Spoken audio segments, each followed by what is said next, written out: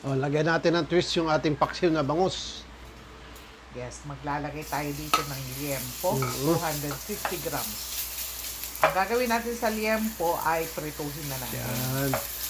Mas matagal kasing Maluto. maluto Mhm. ang liempo kaysa yung bangus. Mhm. Kaya obligado i-pre-cook natin ito. Yes. Para humabol siya dun sa bangus. Mhm. Madali lang kasing maluto ang bangus eh. Mhm. So, eto na. Kapag nag-brown na ganyan, balik ka rin para maluto yung kabila. Yes. Ang goal natin dito is ma-pre-cook na yung ating liempo. Yan. Ayan. So, once na brown na ganyan, pwede na natin patayin yung apoy Oo. at mag-a-assemble. Assemble na tayo. Ayan. So, ayan yung bangus. Tinanggal na natin yung dugo doon sa likod ng tinik. Ayan. Sa loob yan. Sa loob. Mm. Doon sa malapit sa tinik, tanggalin yung dugo doon. Malansa yan. Oo.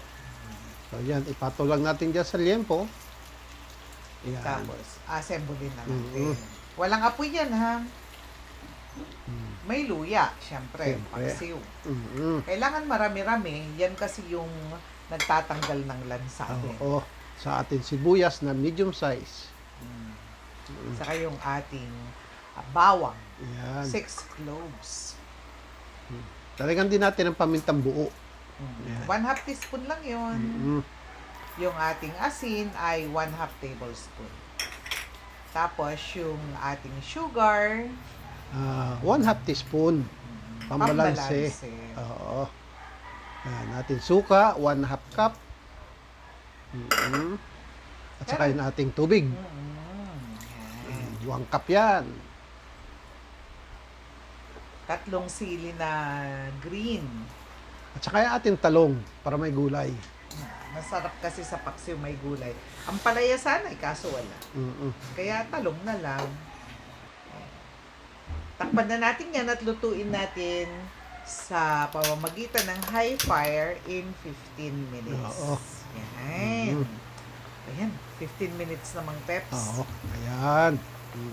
Masarap na yan. Lagyan natin ng pampalasa pa, seasoning granules. Yan naman ay optional. Yes. Pag gusto, lagyan. Pag ayaw, Huwag. huwag maglagay. So, tikman na natin. Yummy. Ayan. Amoy na amoy pa lang mangkukse. Ang sarap na Oo. Ito po ang gawin nyo kung gusto nyong maiba naman yung inyong paksiw at magkaroon naman ng konting epek-epekan yung inyong Yes. paksiw na bangos. Maraming salamat po. Thank you po. Hanggang sa muli.